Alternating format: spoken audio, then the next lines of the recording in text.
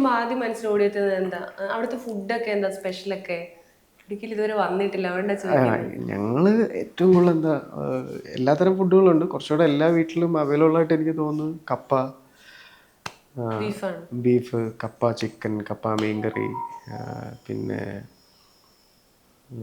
അതുമാത്രമല്ല ചെണ്ടക്കപ്പ എന്ന് പറയും നമ്മൾ. ചെണ്ടയുടെ ഷേപ്പിൽ ഇങ്ങനെ ഇത്രയും പീസിൽ കട്ട് ചെയ്തിട്ടുള്ള എൻ്റെ 4 ആയിട്ട് കപ്പ വലുതായിട്ട് ആ മുറിച്ചിട്ട്. വലുതായിട്ടില്ല, ഒരു കപ്പേനെ തന്നെ ഒരു 3 പീസാക്കിയിട്ട് അതിനെ എന്നിട്ട് 4 പീസ് ചെണ്ടക്കപ്പ എന്നാണ് പറയാം. അതും കാന്താരിയും ഉള്ളിയും കൂടി ഇട്ടിട്ടുള്ളത് ഭയങ്കര ടേസ്റ്റിയാണ്. പിന്നെ വാട്ടുകപ്പ, ഉണക്കക്കപ്പയൊക്കെയാണ് അവിടുത്തെ സ്പെഷ്യൽ. കപ്പയാണ് മെയിൻ. കപ്പയാണ് മെയിൻ.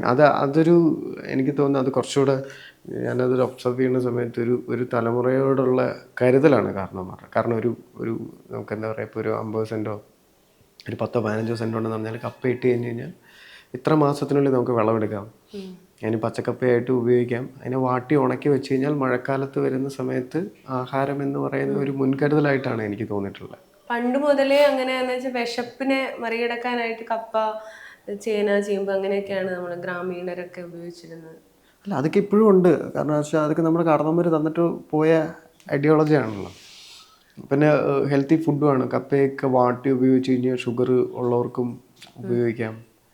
പച്ചക്കപ്പ ഉപയോഗിക്കാൻ പറ്റില്ല, കുറച്ച് മധുരം ഉള്ളതുകൊണ്ട് ഷുഗറൊക്കെ പെട്ടെന്ന് ഹൈ ആവും. ഭയങ്കര ഭയങ്കര രസമല്ലേ അവരുടെ മുന്നോട്ടുള്ള അതെ. വിഷൻ.